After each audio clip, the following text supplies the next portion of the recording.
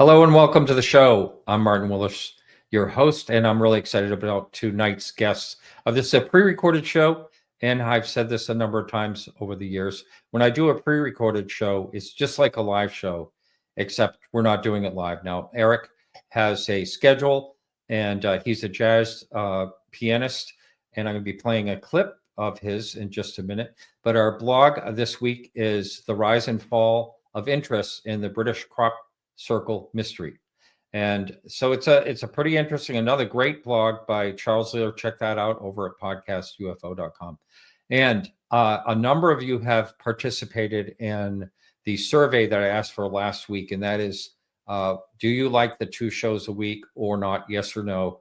And for some reason, I put in the maybe, and some people did click on the maybe. But I did get 73% of you say they like the 2 shows a week. So that means I'm going to be doing 2 shows a week. And so the audio blogs, as I mentioned last week, they're going to be just in audio only. They're not going to be up on YouTube.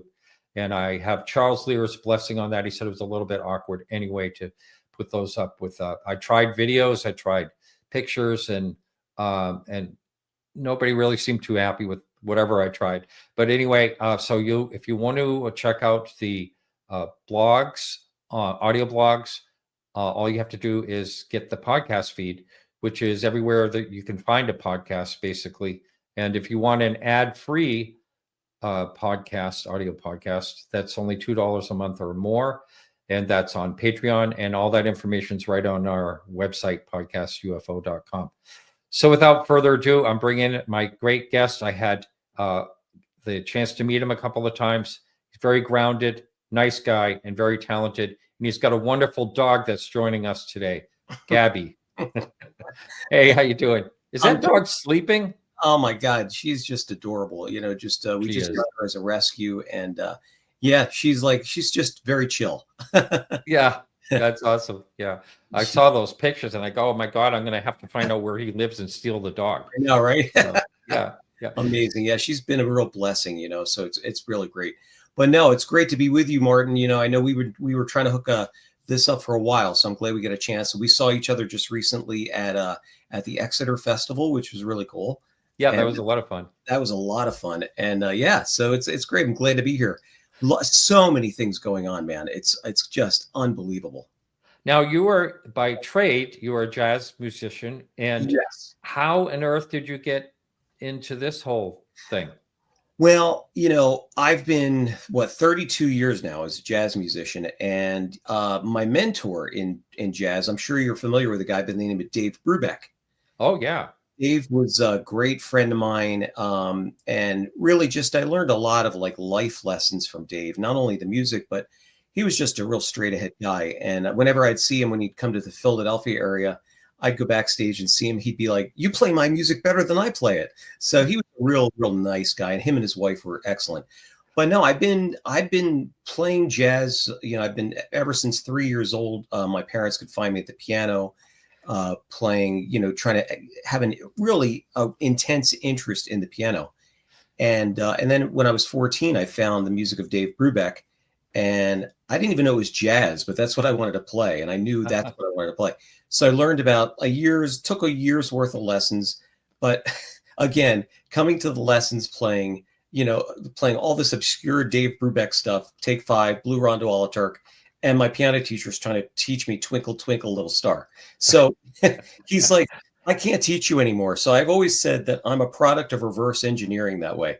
Because I'm largely self-taught. And since then, I started my group in 93. And the guys that are with me right now, Nelson Hill on saxophone, Dave Moan on drums, Jack Hedgie on bass, we've been together close to 20 plus years. And I always say to my audience, we've been together longer than most marriages. Yeah. But it's great. But I always loved the paranormal. That was the whole thing.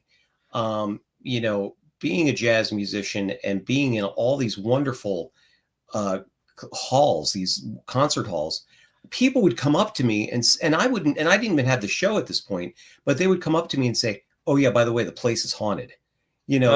But growing up here, I'm here in Bucks County, so we're about an hour north of Philadelphia, northeast.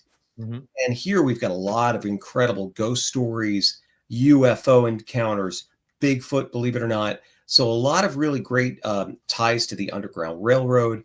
I mean, just you name it. So hearing all of these stories growing up, my father told me a lot of stories growing up as a kid, and I'm an only child. So, but it was just an intense interest that we pass by these places every day, and Mm. nobody knows what's in their own backyard. So it went from, and I'm still doing jazz, but not as much as I used to. But now, I mean, because we're so busy in the paranormal world, most of the year.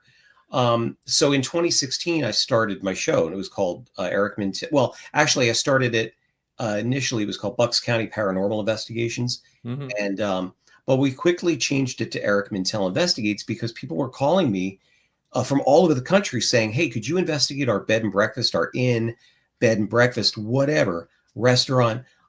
We think it's haunted." And now it's kind of turned into like a paranormal tourism TV show where we're showing people where to go, what to do, where to experience these ghosts and all this activity, whether it's Bigfoot, UFOs, or what. But here's the thing: we go on site. We're not just there. I mean, we're not there to do a commercial. We actually are there doing intense investigations. And Martin, I go into a lot of these, like a little on the skeptical side, like saying what's really going on here. But then having said that, and then having captured what we've actually captured on video, I'm a real firm believer that number one, at the end of the day, people are seeing and experiencing something. Right. And then on the other hand, there's a real thin veil, from here to there, and people are experiencing something. Right. Now, I was at the Crescent Hotel, in the Ozarks, Oh man, and yeah. with my producer and better half Donna and Mark D'Antonio, and Oh yeah, Mark. Yep. Yep, we went all through the place, and when we were in the place where all the gruesome stuff happened in the basement, Yep. Mark said he felt something on his shoulder. Oh my God. Yeah, it's Mark, crazy. I'll tell you what, Mark, I think is also very connected spiritually. There's something going on because he's had a number of things happen. Yeah, I know.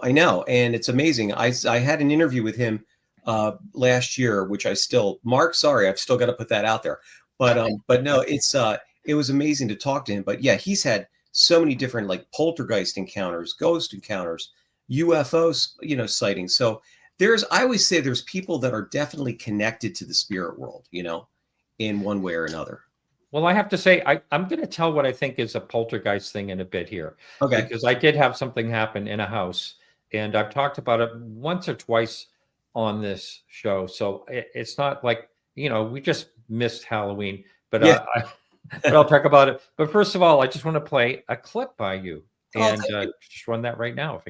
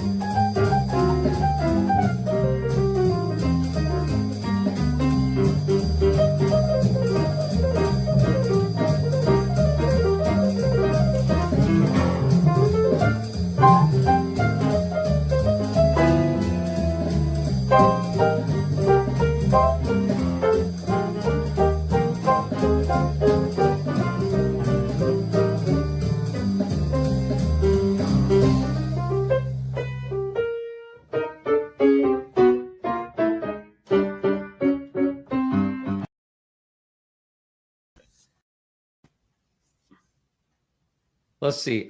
I don't know how you moved this like that, but anyway, great stuff. Thank you. Yeah. So That there's was that two. was that was a tune from the last century called "Brother, Can You Spare a Dime?" Oh, that was Brother Can You Spare a Dime? I know that one. I And know there was and a boy, lot of remakes of that. That was out during the Depression, things and haven't changed. yeah, and Judy Collins did a wonderful version of that one. Yeah. Yeah, I love that one. But anyway, yeah, excellent. And yeah, the piano is such a beautiful instrument. And I love it. Yeah, I love I it. was at the Merv Griffin estate. I did his appraisal for him, and he had a beautiful 12 or 14-foot Busendorfer. Oh man, wow, And my son was playing on that. It was just filled the room. It was just amazing. that's But awesome. yeah, lots of fun. But here's an odd question I'm going to ask you, because it's something I ponder when I can't sleep or whatever. Sure. But is if there's intelligent species out there, higher intelligence us, same as intelligence as us, what do you suppose they have for music? I think they have music. You know, I'd that's love to hear it. I think that's a great question. I mean, I'm telling you, I think that there are certain rhythms, right? You know, music is not the universal language. Rhythm really is the universal language, right? So I always think that maybe if there is a music that these species are listening to, it's a rhythmic kind of music, whereas maybe we're speaking in rhythms, not in tones. Does that make sense? Not really to me, but So, exactly. Like, I know everything's about vibration. That's another thing. right. Right. Do you know some of the Indian music where it's like they do a lot of the voice vocal, Yes. right? Yes. I know what you now I think I understand a I'm little more. thinking about that kind of stuff because it's a whole musical language that it's completely foreign to some people as far as that goes, but it's a language maybe that they can understand rather than the musical tones, like the classic Close Encounters of the Third Kind. But it may be something else. Maybe it's a different kind of rhythmic structure. That's another. Maybe that's their language, but it's in musical form. Right. Well, I get it now. I understand. Yeah. And I like the fact that we sent the Voyager out there with Oh yeah. music as one of the things. Yeah. Oh yeah, definitely. Love that. And that's still going. Right. Oh my And God. going and going and going. And yet a little tiny fraction of, from here to the sun or whatever. I mean, it's actually out of the solar system. Exactly. But, yeah. Oh my God. Yeah. But anyway, so I'm going to tell you a little bit. I'm going to tell you my poltergeist experience. And of course, we're going to be talking, just for the listener, this is a UFO show. So we're going to be talking about UFOs. So don't fret. And for those of you who have already heard it, I'll try to tell it kind of quickly. But basically, what it was in the 1990s, in my auction, I had an auction company, auction business, and I would take antiques out and paintings out, and I would sell them at my auction. Well, there was one house. Now, the house was probably in the 1940s, maybe. It wasn't an old house. It wasn't a big house, but it was 2 floors, sort of a Cape Cod style, right in Portsmouth, New Hampshire, where I now live part-time of the year. So it was an off time a year. I think it was I think it was early spring is what I think it was. And so I didn't have a lot of business at the time, whatever. So I told the lawyer, hey, look, I'll go in there with the crew and we'll get the place ready for you to sell, swept down basically. And he said, sure. And so had all the antiques out of there already. And I went in with one person and we were cleaning it out. He was working mostly in the garage on the first floor.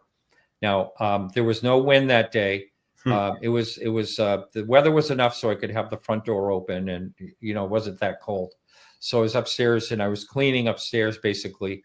And I went into this one bedroom in the corner and it had this thick green shag ugly carpeting that they never trimmed the door when they put it into the closet. So you'd have to really pull the door really hard. Yeah. So I pulled the door open really hard and I was taking everything out and I was done sweeping everything. The places, there was a hardwood hallway. So I slid the broom down the stairway in the front. And that was opposite of the front door, which was wide open. So I'm working in the closet and I'm throwing away the clothes and the hangers. I'm putting them all in a bag, fill up a bag. I go out to the hallway and all of a sudden, wham, the closet door just slammed, like shook the house. So I go in and I'm looking and all the windows are down, storm windows are down. And then I pull the door open again, see how hard it is. And I go, I'm getting the hell out of here. Wow. As soon as I had that thought and started to turn, I hear the front door slam. Mm. Bang, the whole house. So I went running down the stairs and the broom is leaning up against the door. Mm. After, and Yeah. I'm looking at that. And so I went outside and I waited for Ron. He had taken a dump run, basically. Mhm. I said, I'm not going in the house alone. Oh my God. He was teasing me the whole time we were there. Like we were cleaning out the first floor and he's going, ooh, Anyway, he had a sense of humor, but he also worked at a funeral home. And there's a reason I'm telling you this. We're in the garage and we're all done. And there was one basket on the floor and it had one of those big loops around it, like that wicker basket like thing. And he points at it. He said, "Oh, I see those all the time at the funeral home." And so I said, "Okay, well, have a good night and we'll see you later." And he's taken off to go to the dump. And I just walk over. It's the last thing there. And I go and I walk over to it. And I'm pulling up on this basket and it's stuck on the floor. I pull so hard that it breaks in half and the bottom half stays on the floor and I toss it in and all of a sudden I go, wait, how could that be? And I went over and I tapped it with my foot. Nothing holding. It was oh my God. Floor. That's crazy. That really happened. Wow. And wow. At the time it happened in the 90s, I thought, I'm never going to tell anyone this story. Now I could care less. But I just it was just so crazy. Who's ever going to believe me? But, it happened. It happened, man. I mean, I believe you because, and here's the thing. You just said it. I think we're in a period right now where all of these things that people are experiencing are right on the table. You've got the government saying, hey, folks, the UFOs you're seeing are real. We just don't know what they are. It's giving people that less of a stigma to tell their story. So stories like that. We hear that kind of stuff all the time. And what I love about it is that you said it. People are not afraid to come on camera and talk about it. They could care less.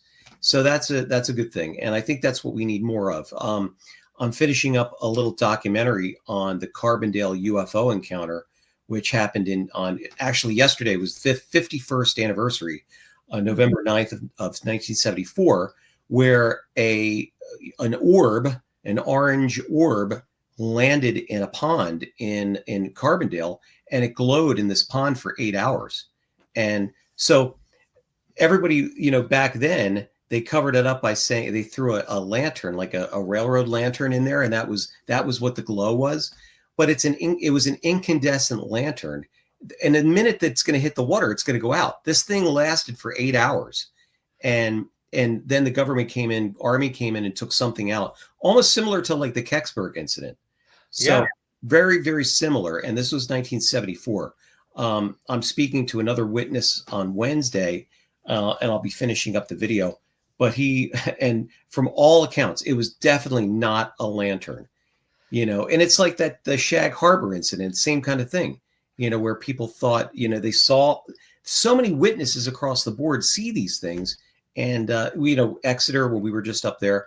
So I think it's great that people are coming forward and telling their story because it's adding so much more validity to what's really going on out there. Yeah, I'm just bringing up, there's 1974. It kind of talks about it. So there's something out there that I have seen a lot of information about, but I'm not really sure. I haven't looked into how factual it is. And that these USOs that are showing up along the coast, and a lot of them there is some video out there of like glowing underwater. I don't know if you've seen this. I saw that. And I was like, we have to be really careful, I'm sure, as you know, because we're like in the age of AI, right? So absolutely everything is like, but I've gotten some footage that you could definitely tell is definitely not fake. And I always like to go back to the original Polaroids that were taken back in the 70s. Yeah. Because there's nothing, it was there, whatever they captured on tape or on film.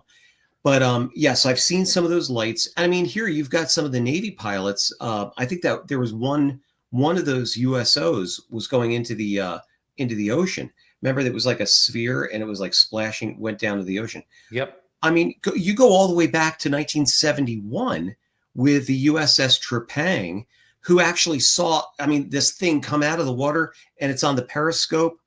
They recorded it, took pictures of this thing, huge triangular object coming out of the ocean right there, right by in the Antarctic area.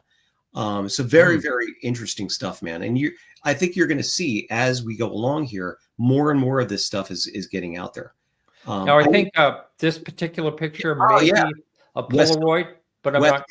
Yep, I'm not really sure that was in Australia. And this one we know is one of the Polaroids too. Rex Heflin. Yep, that was awesome. Yep. And I'm trying to think who it is in Southern California.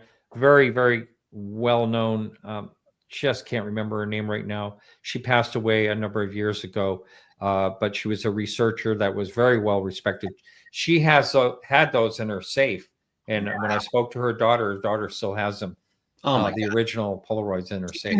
Did you know that Rex Heflin picture made it into the Encyclopedia Britannica under the description of spacecraft? Wow! In the 1965 encyclopedia, I have a copy of it here. It's amazing that they took that photo and made it a spacecraft. Like describing what a UFO or a spacecraft would be. Okay, so for those of you who are younger, encyclopedia is kind of what inspired Wikipedia. I guess that's the best way to put that. Yeah.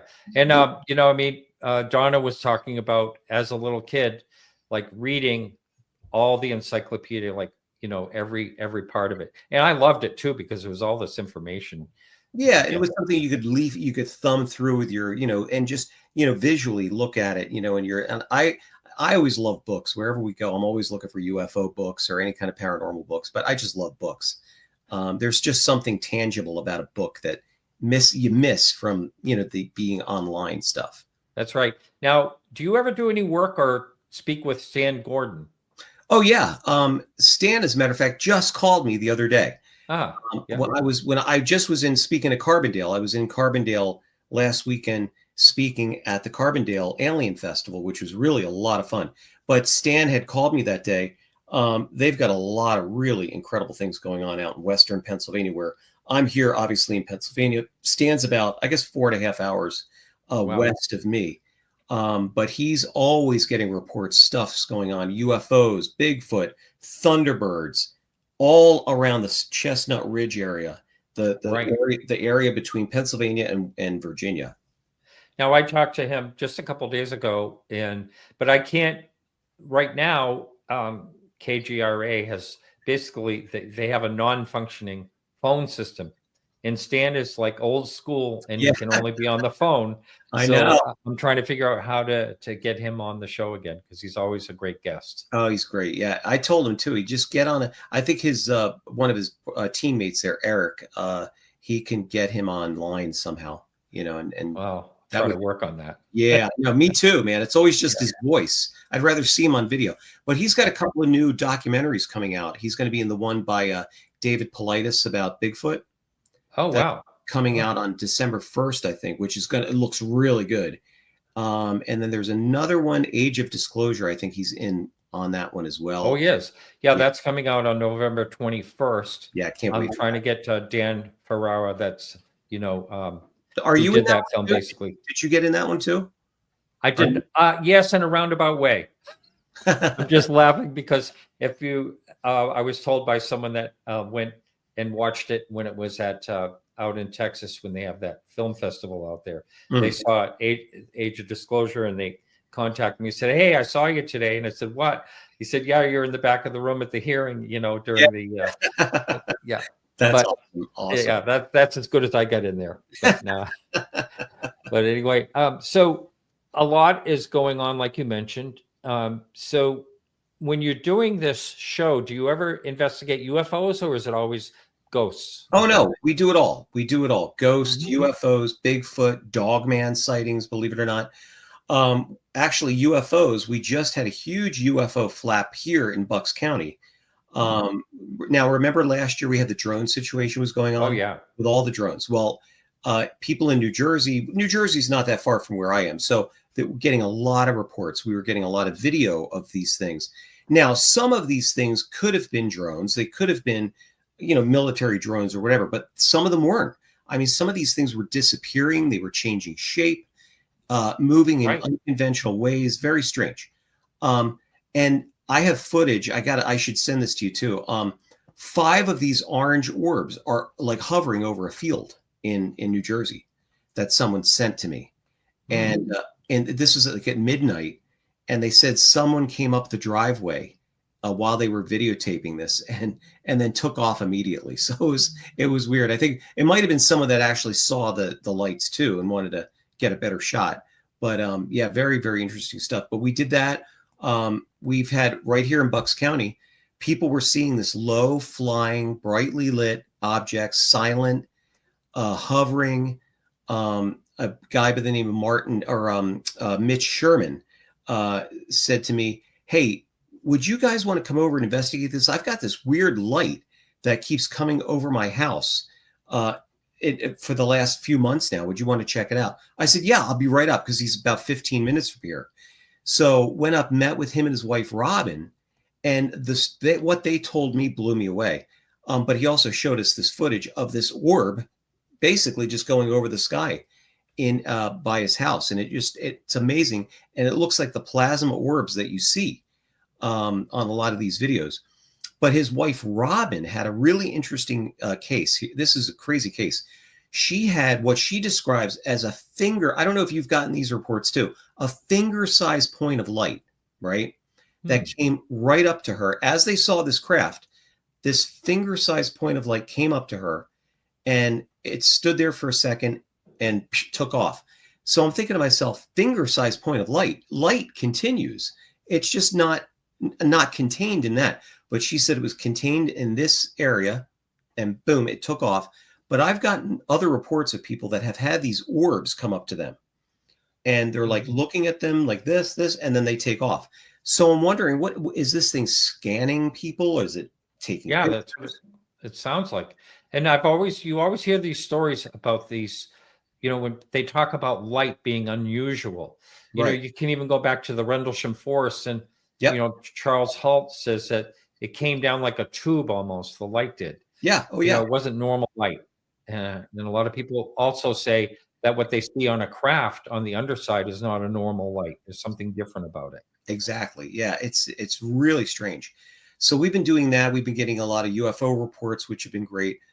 We investigated, believe it or not, over in New Jersey, in the Pine Barrens of New Jersey. Now, everybody knows in the Pine Barrens, right? What's in the Pine Barrens?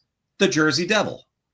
That's what everybody thinks of as the New Jersey Pine Barrens. But what I always thought that the Jersey Devil was a misidentification of Bigfoot, because the Jersey Devil, if your listeners would know this, it's supposed to be as big as a winged horse, or they've also got reports it's small as a turkey or a medium-sized dog. So there's been so many different reports that way. But we were down in the Pine Barrens this was October of 2021. And we were investigating Bigfoot sightings there with a couple of researchers that were getting reports, believe it or not, of these 5 to 6 foot tall, hairy individuals, as they call them, going into properties, getting the garbage out of their garbage and taking it back into the woods with them. Huh. They're getting hair samples, tracks, all kinds of crazy stuff. So we went down to that area. It's the Wharton State Forest. And Martin, when you're on site, man, I mean, it's a whole different thing. I mean, we're if anybody knows the Pine Barrens, it's nothing but thousands and thousands of acres of just dense forest. Mm-hmm. So we went down about 5 miles on these, what they call fire roads, to get into this area.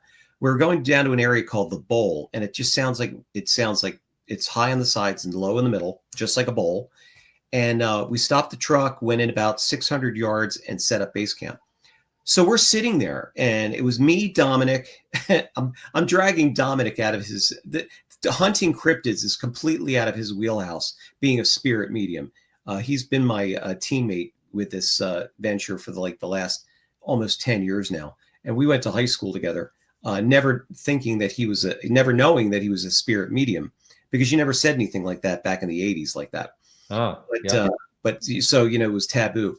But he came back into my life a year after I started, and that 30 years had gone by, and he said, "Hey, I might be able to help you out with your investigations because I'm a spirit medium." And I'm like, "Oh, this is great." So because he has what I don't have that way. But we're down there, and I'm dragging him down to the Pine Barrens investigating Bigfoot. And I'll tell you, it was him. It was Dominic. Art Mack was one of the researchers. Me and Eric Spinner was another researcher. We're all sitting there talking about their protocol, what they do for their research. And all of a sudden, we hear a whoop in the woods behind us. And I had, whenever I saw those Bigfoot shows, Martin, I always had a laugh, because I'm like, these guys are whooping and hollering. I'm like, is that what they really sound like? But I'll be damned if that's not what we heard. So Eric's wife, Heather, goes and answers it back, and they're getting vocalizations back and forth. It was the spookiest thing I ever heard. And in the middle of nowhere, we're in the middle of nowhere. There's no houses around, because we were in a cedar swamp. So there's nothing that could be built down there. There's nobody there. They're having this conversation, and it was amazing. That's on my video. It's called Pine Barrens Bigfoot. And then we had October 21 of 2021 in general was just a crazy paranormal year. So many things were going on. We were getting the UFO reports because, we were coming out of COVID at that point. Yeah. People are in their houses and nobody's outside, but finally people are getting outside and they're seeing all kinds of crazy stuff out there. So we got a lot of reports, and especially when we investigated a week earlier, we went and investigated from the Pine Barrens. A week earlier, we were in Elkhorn, Wisconsin, investigating the Beast of Bray Road. I don't know if you've ever heard of this thing, but it's a Dogman. I have heard that before. Yep. Yes. And it's supposed to be a 6 to 7 foot tall, upright canine Dogman, werewolf, if you will, creature that people have been seeing this thing for years. And Martin, I went out to this investigation completely like, we're not going to see anything. It's going to be a great documentary. We're going to talk to some great people, but we're not going to get anything. We're not, it's a great story, and man, was I wrong. I was totally wrong. The night of October 3rd of 2021, I'll never forget it. I mean, and I could send you some of these clips too that maybe you could put in the show here. But we heard we saw, number one, we saw a UFO go over the field that we were investigating at night, and it did a 45-degree angle and blinked out. We heard these ungodly howls, which were definitely not coyote, dogs, wolves, anything like that. Everybody that I've had listen to this howl, who is a seasoned outdoorsman, hunter, everything, they all said it sounds like what I thought it sounded like. It sounds like a man, this screaming, like low guttural scream. So that investigation was crazy. We had a mist came up from the field that we were in that was messing. It was like an electronic fog that was messing with our electronics. And then the entire town of Elkhorn lost power that night. So it was just, we had a trifecta of, and then some of paranormal activity. It was crazy. Wow. Sounds crazy. What is your favorite thing to investigate of all that you do? I just think my favorite is just the next one, the next investigation, whether it's ghosts or UFOs. I really enjoy investigating Bigfoot and Dogman because there are, believe it or not, I just didn't realize how many reports there are of these cryptids and UFOs, of course, because I've had my own UFO encounters several times, and so that's near and dear to my heart. Ghosts is a whole different story. I'm probably the most skeptical when it comes to ghosts, but again, like I said before, having captured what we've captured on video, there's something there, and I think again, people are really connected to that spirit world. Because you know how it is. You could be standing there and you could see a full body apparition of a ghost, but the person next to you doesn't see it for whatever reason. Because your antenna may be more attuned to that, whereas this person, and it's all, like you said before, energy. It's all energy. And I don't know. There's a fascinating aspect to that, which that's why I love these videos as well, because it seems that it's a connection that goes beyond just the ordinary. Maybe it's family lines. Maybe it's within families. You know how families sometimes have these UFO encounters. They've seen ghosts over the years, and that family member or the great grandfather had seen something, or they may be like spiritually connected. They may be a medium, psychic. They've got those abilities. So there's some kind of connection to that. And that's one of the things that I like to investigate as well. Well, I'm going to tell another ghost story. I know it's not your favorite narrative, but anyway, so years ago, I'm talking about like 1975 or something like that. My sister had an operation. My father had this beautiful colonial home, and it was on busy Route 1 where all the outlet malls are now in Kittery, Maine. Okay. And so we had this big historic home, and I think it was early 1700s. And so whenever I would stay there to watch the dog or whatever, I'd have these weird things happen, like the door would lock. It was a hasp on the other side, and I'd have to go around the other stairway to go down. And I would think, what are the odds of the hasp actually? Anyway, so those things were happening when I was there alone, but nothing else. So my sister had an operation. She's staying there, and she's talking to me on the phone, and she said, I can't believe I saw this little girl in a white dress, and I could see right through her. And I go, holy smokes. Oh, God. I said, did you ask Dad? And he says, oh, yeah. He says he sees her all the time. That would be my father. That's just how he's. Oh, yeah, she's here. Yeah, she doesn't bother you. That type of thing. So anyway, I kind of forgot about it, you know, and the years went by, and the outlet malls came in this place, and they moved the house somehow down the road about a quarter of a mile. So they moved the house down the road, put it on the other side of the street in a vacant lot. And so I'm driving by there one day, and I see an antique shop in there. I go, oh my God, because my dad had an antique shop. I said, isn't that funny? Someone has an antique shop in this building. So I stopped in there, and there was accountants, like an accountant office in the front, and then the antique shop was in the back. And I went in there, and I was talking to the guy. I was a young guy, and I finally got up the courage, and I said, hey, does anybody ever say anything weird about happening here? He goes, do you mean the little girl in the white dress? Oh, my God. I said, seriously? And he says, yeah, my daughter was talking in the back room, and I went in, and she said there was a little girl in a white dress there. And he says, go around and ask the accountants. They see it all the time. Wow. So I went in the accountant office and said, oh, yeah, whenever we're here alone at night or whatever, I don't stay here. You know, the woman said, I'm not staying here alone after I saw that. So anyway, It stayed in the house. The house was moved. And it stayed there. And whatever it was, they were seeing it. So again, I don't claim that these things, you know, I have no idea what they are. Something is there. It's like my own encounter that I just talked about earlier. I don't know what it was. Something happened. I'm not saying it was a ghost. I don't know what it was. But if other people are seeing that, that's really wild, and with unprompted too. You know, that's amazing, man. That's great. Yeah. I want to ask you this: the connection people often talk about is UFOs and Bigfoot. Have you ever had anything that there was any type of connection? I personally haven't yet, but back in the 70s, right here in Pennsylvania, and you know, you'll probably talk to Stan Gordon about it too, because he had a huge rash of Bigfoot UFO sightings back around the middle of Pennsylvania, around the Greensburg area, in the 70s. It was 73 to 74. But I find this fascinating too. This is really wild. The researcher that I was just talking about, Art Mack, he had a brilliant theory that, you know, if UFOs are abducting people, right?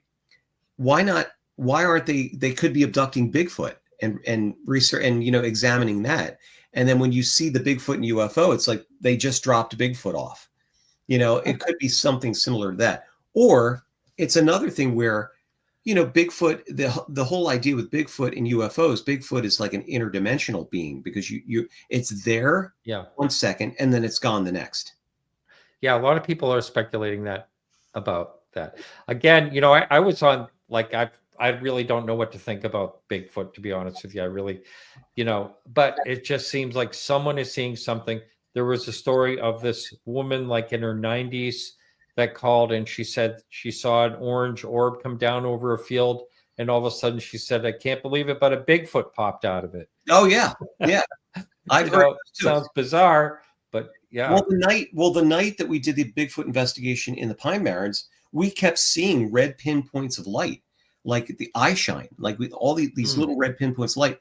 And then some guys have been seeing lights coming from the tops of the trees down to the forest floor.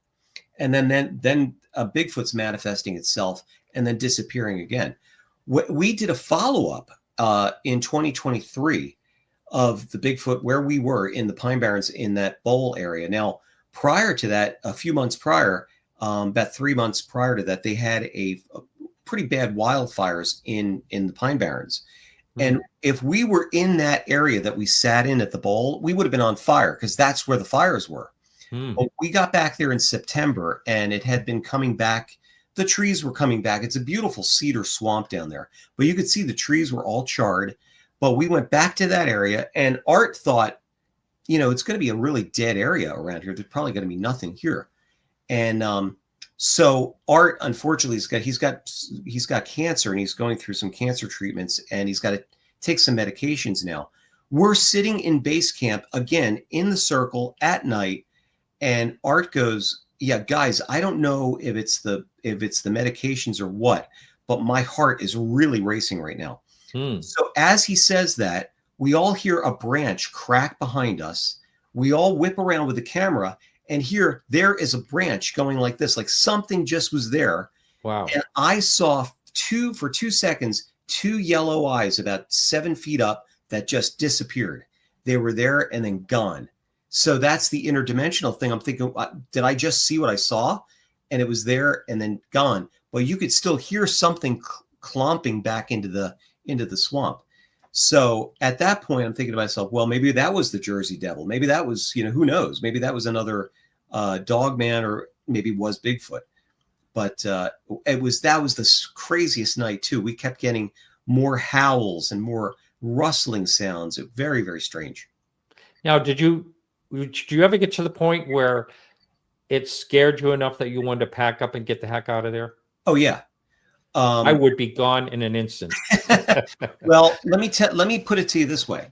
Dominic said that he felt safer in the Pine Barrens than he did in Elkhorn investigating the Dogman, because what we heard that night really was crazy, Martin. And I can't stress to you enough, like when I heard that howl, it completely changed my whole perspective of what was out there. Now, even though we heard the howl, we're still like, what are we hearing? What is this?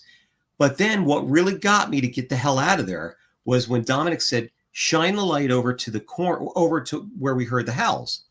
So we shine the light over there. Now, again, the corn was up at this point. It's about 6-7 feet up. And this thing is supposed to be 6 to 7 feet tall. 6 to 7 feet up in the corn, we see eye shine going like this, back and forth in the corn. And that was it. I said, okay, we're out of here. We're out of here, because I was telling us, this is my territory. Get out of here. And look, we didn't have any protection. We had a flashlight and a radio. That was it. We didn't even have air spray, nothing, no weapons, nothing. So that was my stupidity of thinking that we'd not see anything and going in totally unprepared. And then what I didn't realize, and I don't know why I didn't do this, but there was a series of 3 howls. On the second howl, I had listened to those howls just a couple of months ago on headphones. I didn't do it for a couple of years, but I listened to the headphones. And on the second howl, there's a growl that happens behind us. So something was there and it was moving. They were moving in on us. And I didn't realize that at all. Ooh. So it's a whole thing of being on site. So in other words, we were in a really dangerous situation and we're blissfully unaware of it. Now, is it hard to get to sleep in a tent at night in a situation when a situation happens like that? We went back to the hotel. I don't blame you. We went back to the hotel, and then again that night, the whole town of Elkhorn lost power. So we haven't been out ever camping per se in a tent to do that. Which now here's the thing: we've just got permission to explore the extra 185 acres that are out in Elkhorn. So we're going to be planning another expedition next year. Because Martin, something is out there, because Lee Hampel, who I've talked to, who actually we were on his farm, he's still getting the screams and the hollers out there. He's getting all kinds of crazy activity that's still going on to this day. What about like a trail cam? Have you thought about doing something like that? Yeah. Oh, yeah. That's the thing. Lee has tons of trail cams, but here's the thing. We're out there that night. Not one picture. It's Lee. We went the next morning. Lee goes, the trail cams weren't working last night. It was like they were turned off at 5 o'clock and didn't come back on until 7 o'clock the next morning. So there was no pictures of us out there. But Lee has gotten tons of pictures of this creature, whatever it is. He's got hair samples. I mean, just incredible stuff. He's got UFOs out there as well. He's even got this weird, like, pterodactyl looking thing flying around on the property. So it's like I think it's a portal out there. It's one of those areas that's got that very high energy area, like the ley lines, in the world. But I think that is an area there that I think this Dogman might even be coming in through this portal somehow. Now, when you say there's pictures out there, can people actually access any of these? No. Okay. Only because they are pretty much, I mean, they could see them on my video. It's called The Beast of Bray Road, Alive and Well. I had put pictures on there from Lee's barn. But no, Lee doesn't have a lot of these out there because, number one, he's keeping some of these very close to the vest because there are some pictures there that they'll just blow you away. I mean, what's there? And he's doing a lot of research. He wants to get some DNA samples done on the hair samples, or DNA testing done on the hair samples. But he's not doing that. They want to charge him thousands of dollars to do that, and he doesn't have that. Right. So does he have some type of fear of having this stuff out there in some type of way? I mean, what would be the reasoning why he doesn't want to put it out there? I don't think he does have any fear that way because he's kind of made it like sort of an attraction out there where they'll do a little hayride and he'll show people where this stuff has happened. Okay. But yeah, no, he might have some stuff out on his website. On Hampel.com. But most of the stuff there's a lot of TV shows, Martin, that have done, documentaries on his property. So he's shown a lot of the researchers pictures. Now, everything you just said there about the things that he was seeing, it seems to me that someone had sent me some images, especially when you said the pterodactyl type thing. Someone had sent me some pictures. I'm going to say a couple of years ago. I don't know if there's any type of connection, but it sounds very, very similar to that. And by the way, I do get a lot of email, and all I can say to the people is be patient. I usually get back to everyone if I can. But yeah, there's earlier we were talking about drones, and people have been talking about the Belgium, the airport being closed, and there's some type of an incursion. I don't know if it's a military incursion or not, but there's possibly where nukes are or something like that. I'm hearing all these little bits and pieces, but I just don't know any of the facts. But for one thing, I will tell you, there's a lot of people still saying that the drones is not a passing situation, that it's still ongoing. It's just not talked about much. Definitely. Yeah. It kind of went away there for a little while, but no, they're still there. They're still out there. Yeah.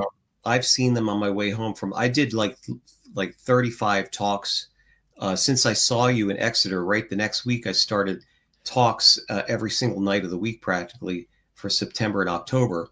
Wow. When I would come home at night, I'd see these things, and it was just weird because they were very, very weren't like regular planes.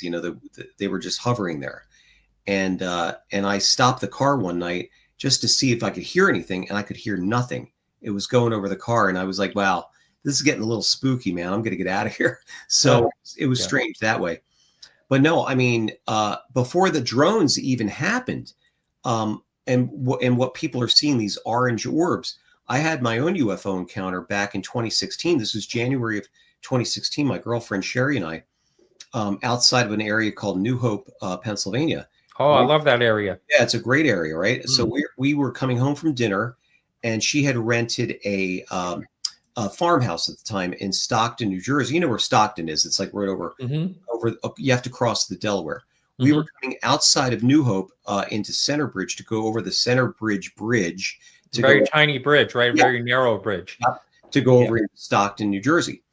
So as soon as we hit the bridge, we get on there, all of a sudden, out of the corner of my eye, I see these 5 orange orbs just appeared out of nowhere. It was the most unbelievable thing. And when they appeared, it looked like swirling lava. And they were only a couple of 100 feet above the bridge. So it wasn't as high as a star. It was low.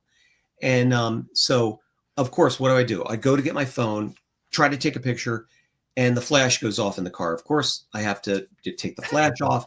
And by that time, one by one, they started disappearing. And Sherry saw it, and she said they did like this search pattern over the river. And then one by one, they started going away. And then I was able to get one shot. And I'll tell you, it looked like a plasma ball. But it was the most unbelievable thing. And we're still wrapping our heads around what could be. So do you have that picture now on your phone? I do. Would you share it with us? I can put it you can just send me an email and I'll put it in the show notes for everybody to see. I'm going to send, because you're going to edit this. I'm going to send you the Beast of Bray Road howl and the Bigfoot in footage as well. Actually, I don't edit, just to let you know. Oh, you know. So everybody can hear our behind the scenes talk right here. There's no problem. Okay. So you're going to do that. Okay. So I'll add that in now. Do you want me to do that now? No, just after we get off. Okay. I'll put it up when the show goes live Tuesday night, tomorrow night.